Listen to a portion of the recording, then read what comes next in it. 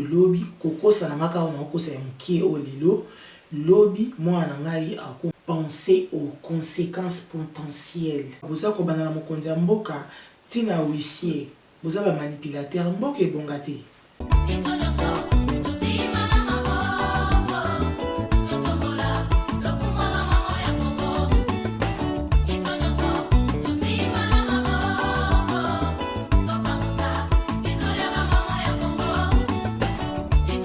Et salut la famille, j'espère que vous allez bien. Nous allons bien par la grâce de Dieu, car Dieu nous fait grâce, on est en vie. Pourquoi pas dire merci Seigneur. Je suis Malou du MMK Space, la maman des 3K. Je suis là avec un nouveau numéro, un numéro très important. Ça fait longtemps que sololité. Alors je suis venue aujourd'hui avec un nouveau numéro. Si c'est la première fois que tu me suis, ne passez pas sans avoir vous abonner.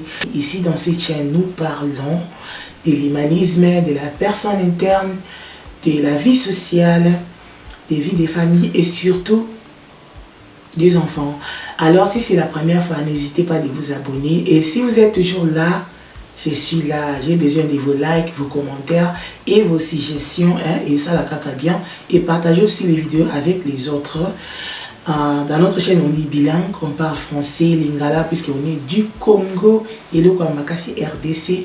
Et n'oubliez pas, surtout, on est des chrétiens. Nous allons aussi parler beaucoup de Jésus-Christ, parce que je vais aussi parler de ça. Alors, vous qui êtes musulmans, bouddhistes, ne vous inquiétez pas. On est là, on est en famille, on est tous enfants dédiés. Alors, sans plus tarder, je vais entrer dans le vif de notre sujet. Alors, comme vous avez vu notre titre d'aujourd'hui, notre vidéo d'aujourd'hui est intitulée Les mensonges des parents. Les mensonges des parents, les mensonges des parents, les mensonges des parents, les mensonges des parents. Vidéo on ok nango penza mingi na lingala parce que la communauté congolaise il faut toyoka makambo yo.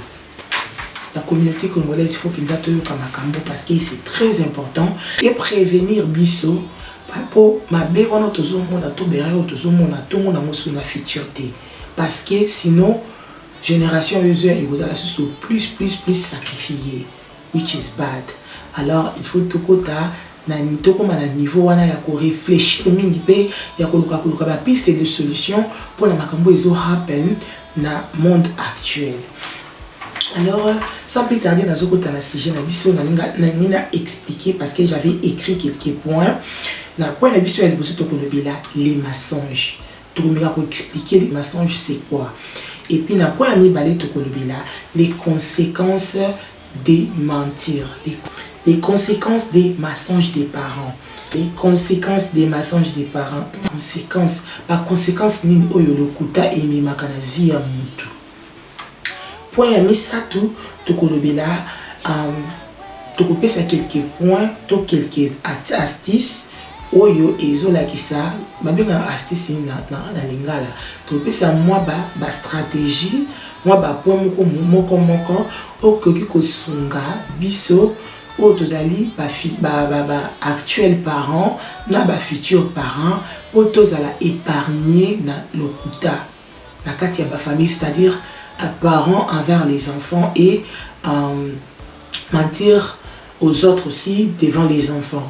Alors il y aura des stratégies comment les faire. Alors avant de commencer, je vais dire ceci. Mensonge au tozo le bela, il y a des parents, c'est-à-dire ils ont ba catégories différentes. Les premières catégories, ils allaient catégories, ils allaient liées na le kuta, il y a koko sa parents azoko sa moana. Toko le bela parti wana. Et puis il y a bibale ezali le kuta oyo mama azoko sa soit papa soit collègue naie soit camarade naie to muninga naie soit maman de famille ou bien papa pe azoko sa maman to azoko sa maman de famille to ba camarade naie. Donc le kuta oyo parent azoko sa mutu mususu mais au moins na aza au courant nango na le kuta oyo na mensonge oyo parent azoko sa mwana. Alors, tu peux différencier des catégories à l'okuta. On a plutôt ça va avantage, on a des désavantages dans la vie à moi. Alors, c'est très important. S'il vous plaît, si c'est la première fois, beaucoup dans la vidéo, bon, mais quand partager avec les autres, peut-être ça va bénir quelqu'un, peut-être ça va bénir famille moko quelqu'un qui est allé na perdiction. Parce que oui, biloko tozoloba, tobimi libanda ya Bible te, tobimi libanda ya droiture te, tobimi libanda ya malobanzambe te, tokoti na polémique te, tozoloba kambo yo et ko réveiller moral ya batu pour batu baeba pour arranger quelques points dans la vie sociale et surtout pour ébongisa à venir ya bana na biso. Alors les futurs parents, les nouveaux parents, chers parents, nous azo expect que comme parents lobito lilo, s'il vous plaît, landa vidéo yo et ko bénir yo et ko baksa un plus. Pourquoi j'ai amené ces sujets ici dans ma communauté? Et puis nazo préféré que ça dans mon mingi à Lingala parce que il y a école, il y a psychologue, ça les recherche. Na docteur, il y a université. Ça qui recherche concernant le kuta na adolescent. Parce que na étape ya vie, toza normalement na arbre de vie, toza na étape différente. Toza na étape ya bébé, moi na abotami tia kuma na 3 ans. Babingango infant. Toza na période où on a en anglais na français babingango nini so boyibo komelanga na bosani. Étape ya mibale to benga kango ezali étape ya enfance, mutu akomi child tuti to koma kanango ti na âge ya 11 ans et puis à partir ya 11 ans il y a 12 ans tu to koma 18 ans to benga kango âge ya adolescence to teenager. Alors à partir ya 18 ans tu to mata eza toujours âge ya adolescence mais et komi sikoyo âge ya adulte et comme qui est mutu a commis na responsabilité ya kimukolo. Alors autozo le bela ezali recherche ou esalamaki na bana o bazali de 18 ans non de 12 ans à 18 ans. Quand on parle des parents, nous voyons directement les enfants, nous voyons la famille parce que c'est les parents qui constituent la famille parce que c'est ça la base. Alors il y a un autre le makambo itali lokuta donc les mensonges, c'est-à-dire on est en français et en lingala c'est lokuta, en anglais ils lies. Pour la nuit de choisir que le lokuta, il y a beaucoup de choses qui se passent dans notre société, il y a beaucoup de choses qui se passent dans le monde où ils ont tendance à réfléchir. Moi musika pour prévenir tout ko prevent génération où ils ont ya na futur. Et c'est très important parce que l'homme prudent voit le mal au loin et il se cache. Voir le mal au loin, c'est-à-dire tous en a facilité à analyser, facilité à observer, facilité à détecter. C'est très important. C'est très important parce que si tout ce qui te salit erreur, c'est-à-dire de génération en génération, on aura des problèmes sérieux. Puisque dans notre société actuellement, on a vraiment des problèmes sérieux. Ce qui peut être toujours mon angote, même dans des églises, partout, dans les lieux de travail, partout, il y a des problèmes qui se passent sérieux, très sérieux. Alors, nous devons faire un effort en tant que parents parce que ceux qui ont besoin vraiment que changement écoute parce que tout le monde a quelque chose à dire par rapport à la génération actuelle, par rapport à la conjoncture actuelle. Alors si nous avons vraiment besoin de changements, nous devons les préparer maintenant là. Donc on va préparer changement déjà maintenant là. Alors c'est bien et vous allez vraiment mieux tout observer, tout tala, tout na question, qu'est-ce qui a causé ça? Qu'est-ce qui a causé ça? Et le connaissant qui est muto comme abuelo et celui qui est muto à la bouée.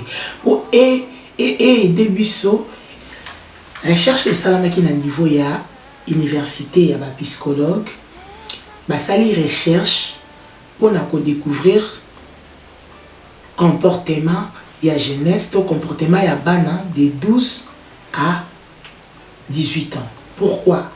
Parce que des natures child psychology, psychologie de l'enfant, ils ont compris, comme moi aussi je l'ai fait, nous avons compris que bana bako saka facilement. Pourquoi bana bako saka facilement? Parce que Des fois, bana mingi bako saka po ba se protéger. Bana mingi bako saka po eza sentiment moko boye émotionnel ou ils ont poussé bango peut-être besoin et le moko quelconque va promettre bango, ils peuvent mentir. Mais et là wana ekoma akobota mais si ça to kotikala na vie ya mutu soki azana mutu ya kodresser na ngote to mutu ya kozongisa na nzela ya ngote. Alors si je là to kwantame yango mukolo mususu mais autres zo ebelu eza lokuta. Ba recherche salamaki ba sali na batini jana bana 12 ans de 12 à 18 ans. Ba sali recherche pour na koyeba comportement ya bana. Alors ils ont réalisé que bana na gap na âge de 12 à 18 ans bana bazo kosa makasi lokuta eza vraiment taux nango eza élevé. Alors ils ont jugé bon de faire d'autres recherches pour bayeba cause ya lokuta wana. Alors ils ont trouvé que bana wana ba hérité lokuta wana na ba parents na bango. Comment ils ont hérité ça? Ils allaient biologiquement parce qu'ils allaient dû à comportement. Dû à comportement ya ba parents bazo kosa yango wana lokuta ya ba parents bana balati yango pona ba comme comment dans vie eza vie normale parce que baza détaché na émotion ya vérité. Alors lokuta eza lokola azo kosa pa na e a au monde ngo eza le côté. Or c'est très dangereux. C'est très dangereux. Alors on a bandit déjà premier point dans ce qui peut définir mensonge. Mensonge biso soto yebi na lingala benga ngo le kuta na français benga mensonge na anglais benga lies. Mensonge ezali anciennement contraire de la vérité si je ne me trompe pas. Donc ezali fausses affirmations. C'est-à-dire oser vérité au longo liango ou changer en forme ou déformer en longo le type là et le comme sous na place na mo yango te bengi yango le kuta. C'est-à-dire tu dis la chose pas telle qu'elle est. Ozo balika mdenge zate, ozo changer yango ozo bakisa ozo longola. C'est ça qu'on appelle mensonge, c'est ça qu'on appelle le kuta. Alors l'acte de mentir c'est fausse affirmation. C'est là na lingala na zo ba ko expliquer en route ezali ba affirmation donc ozo pa ko la maquillage ozo promettre le comment pour réalité o eza yangote o yo moko pe conscience mais bi ke eza yangote. Alors parce que eza lié na conscience pour psychologie ezali étude ya comportement tant nazo mentionner que ba psychologue ba sali recherche c'est-à-dire vraiment ba recherche ndenge et salami ba chercheur ba trouver que bana oyo bazo kola na ba famille ou ba parents bazo kosa makasi bana na bazo développer comportement moko ya mabe tant bazo kola so na kimokolo na bango mwana akokoma manipulateur mwana akokoma égoïste. Alors c'est très dangereux, c'est très important. Parents, chers parents, arrêtons de mentir devant nos enfants. Arrêtons de mentir à nos enfants. Ils ont détaché bango. Ils ont détaché bango na émotion et la vérité. Pour na bango le kuta et comme normal. Et comme normal. Et puis na vie à tout ce qui le côté comme normal, nous comme manipulateur, nous comme égoïste, nous comme impulsif. C'est très capital. Bato batangi psychologie de l'enfant, balobi bo keneko informer ba parents. Boye bisa bango batika kokosa devant bana na bango, batika pe kokosa bana na bango parce que cause nango ezali ke bana bakokola na kimokolo ba koma ba manipulateur, bazokoma ba égoïste, bazokoma impulsif. Alors chers parents, s'il vous plaît, ce que les lobi bana na futur na bango ezala bien, bazala bato ba kozala considérable na société, bazala bato ba ko refléter image ya bien ya famille na yo, arrêtez de mentir. Sois un parent exemple, arrêtez de mentir devant les enfants. Papa tunyo likambo moi na yebi ko sali yango yo zo wanga na miso bozo wanga na papa ko beta yo to ko lobelo mabe mais ozo baté que moi na zawana ozo détruire vie ya mwana. To lobi déjà ba conséquence il y a le kuta ba conséquence il y a mensonge ezo bebisa vie ya bana tant moi na zokola vie ezo détaché na émotion ya vérité ezo détaché na émotion ya honnêteté moi tant zokola il ne sera jamais honnête, il sera jamais considérable vraiment na motema ya malamu te envers les autres et envers aussi ses frères et sœurs aussi. Alors c'est très important, il faut faire attention, chers parents, arrêtons de mentir. Troisième point, comment arrêter de mentir à ses enfants et dire la vérité. Comment arrêter de mentir à nos enfants et comment arrêter de mentir. C'est-à-dire, peut-être alors bon kakatam se sona couvrir les gens ont le coutaté et moi nanga ko beba pona nini. Non.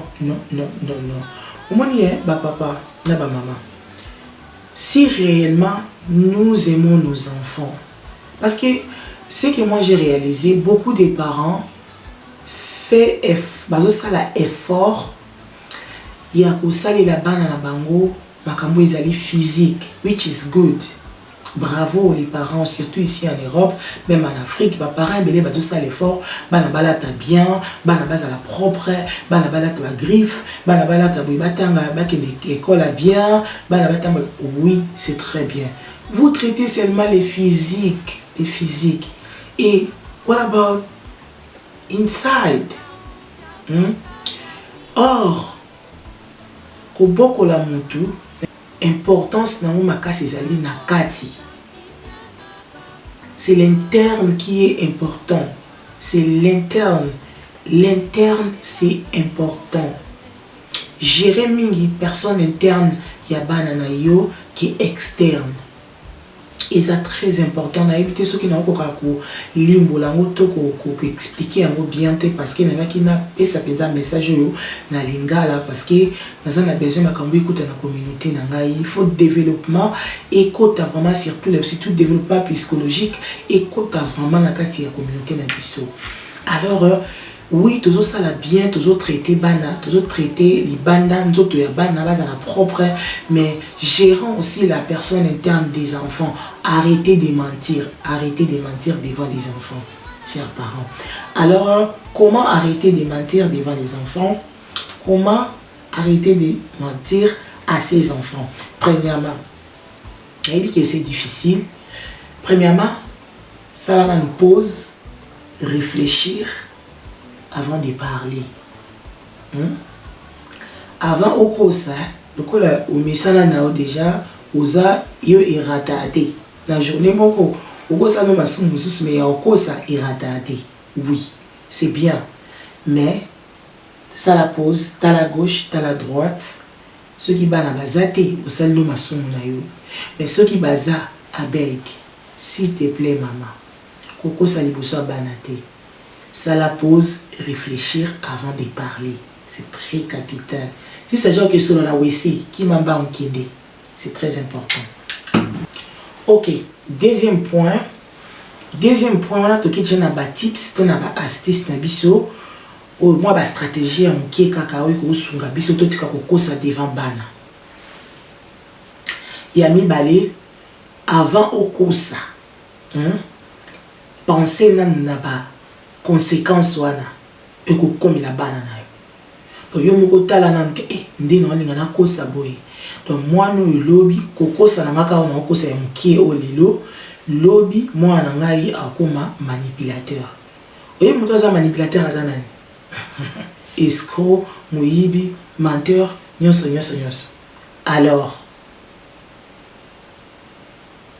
avant au kosa parents, avant de mentir, chers parents, réfléchir. C'est très important. Réfléchir et penser aux conséquences potentielles. Yeah? C'est très important. Troisièmement, identifier tout ce qui te pousse à mentir. C'est très important. Essaye d'identifier et le nyonso. Eloko nyonso oyo epusaka yo okosa. Eloko nyonso oyo etindaka yo okosa banda ko identifier yango. Omoni soko identifier yango kaka eko aider yo abi ke koko to même lola soko di ba stratégie o. Anyway, yeah. Quatrième ezali essaye un peu de parler à tes enfants la raison pour laquelle ou Kosaki. Donc, cet exemple. Il y a des mensonges qui viennent des fois bien automatique. C'est-à-dire, c'est un exemple. Tu as TV license. Si koyo, bofuta TV license par exemple. Si koyo, comme on dit ngakenini. Parents bile bazaka otozaka na TVT. Parce que bana ba oyoka. Il s'agit de l'okuta. Alors, essaye un peu d'expliquer aux enfants. Ceux qui vont passer, pour ce salaire, essaye un peu d'expliquer, non, tous en habitant dans le mais dans le lobby bongo pour se protéger kaka ils appellent ma bending dans le lobby mais tout comme quoi arranger pour le ceux qui baillent tout la vérité. C'est très important. S'il vous plaît, chers parents, pensons à la personne interne de nos enfants. C'est très capital, c'est très important. To lingi lobby to bimisa bato bazala honnête, bato bazala yeah. Moni ezala bambo ki belé na remarqué et ma comme la moni ceux qui de liboso ils ont tambola parce que baza right. Yeah. Pour ceux qui na mboka boza ko bana na mokonzi mboka tina huissier, boza ba manipulateur mboka ebongati. Mboka tambola malamu te. Alors, pardon, tout ça les forts chers parents, nouveaux parents, bazobota ba ministre à lobby à Congo, bazobota ba président à lobby à Congo, tout tika kokosa. Tout ça là est fort. On a passé quelques points, on a passé quelques tips, et que son abisso tout se protéger contre kokosa bana. Il faut vraiment faire un effort, tout ça là qui est fort, il y a la vérité. Yeah. Tout ça là vraiment effort ya koloba ko wanga na yango te to avouer te que était na ko sakate non tout ça là effort vraiment ya koloba ka vérité liboso ya bana na biso ya koloba ka vérité et pas ya bana na biso to ko sa bango te to ko s'appelle liboso na bango te. Vraiment c'est très capital. J'ai lancé ces messages à Lingala parce que je veux qu'il écoute dans la communauté d'Angaï. Même si vous sabotez, vous négligez, c'est important, c'est très important, c'est très capital. Arrêtez de mentir devant tes enfants. Yo botina noté, banana yo tango ko bota, ko kosa tam ko moko te liboso na bango, pe ko kosa bango te. Ozo baby sa vie na bango ba tubeli ba vie na bango et baby parce que ba koli la banda ko ba parents ba kosaka ozo comprendre. Alors j'étais là seulement pour informer, c'est pas obligatoire mais ça les messages est passé o ya koza na mato ya koyoka ndi ba lobaka ayoka motema kozwa azwa. Alors sans plus tarder la main du truc qui va vous laisser, je vais vous dire merci beaucoup de m'avoir suivi. Si c'est la première fois, ne passez pas sans avoir à vous abonner, laissez cliquez à la toutes les notifications aussi. Laissez vos commentaires, vos j'aime, suggestions surtout. Si je s'appelle Sibino, bon hésitez à côté like na bino, commentaire na bino, suggestion na bino. Alors ceux qui peuvent nous sous ekoya, to ko les kalisu to ko zangate ko panda ko ya ko mema ba sujet na ko lien. Il y a recherche au ndenge salama qui na makambo ya l'écouter à ba parents na kochango na description. Alors oya linga qui kende ko pousser à maile na musika na ba recherche qui ko kota na lien wana otanga vraiment c'est très important parce que toyebi ki biso ba noir ba bombela biso c'est écrit na biso moko na kati ya livre parce que on lit vraiment pas. Alors c'est important aussi de venir parler comme ça parce que biso to yoka kamingi qui to tanga qui to mona. Alors yango to toloba information toujours pesa eza vraiment capital. Partager à mona maman moko na papa moko to tika lokuta hein et même ce pays la merci surtout pour et bon ça avenir pour futur yabana. Que Dieu vous bénisse. La maman des trois qui vous dit peace and love et surtout bye bye, que Dieu vous bénisse.